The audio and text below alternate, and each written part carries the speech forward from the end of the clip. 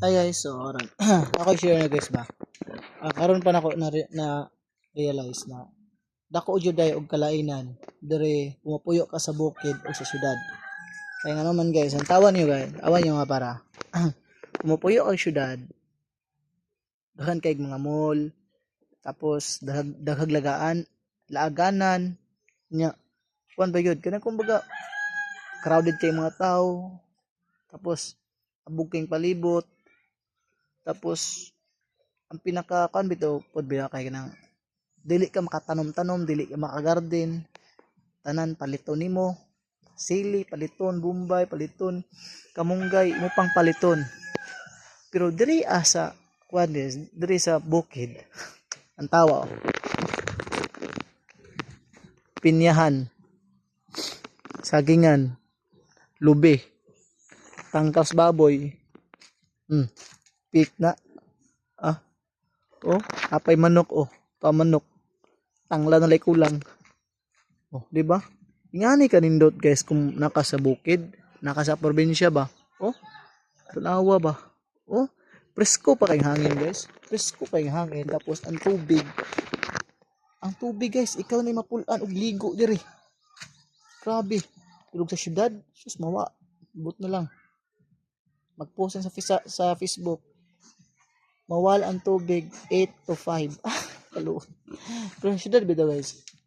Grabe, di jud ko maka sako dili gino kay baylo ang bukid. Kay syudad. Ngano man mas gwapo yun ang bukid kaysa syudad. Ayun na akong na-realize. Kung kamo pohon, kung na may mga kwarta diha, pamalit na mo yuta sa bukid. Kay pohon kung matigulang mo may pagsa-dre mo puyo sa bukid. Kay presko ang hangin, presko ang tubig, tapos maka-garden pagid mo, layo pagid mo sa mga pollution, dali pagid mo makatulog. So, diba? Mo nang bukid guys, di ba?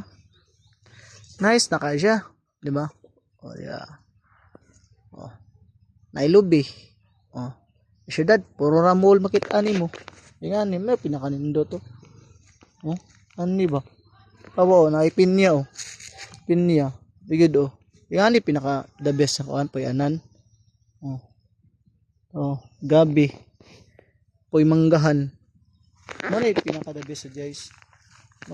Muna nga kung gusto mo puyog malinawon kanang wabitaw saba, layo mo diri mo puyo sa bukid, sa probinsya, kay malingaw yun mo.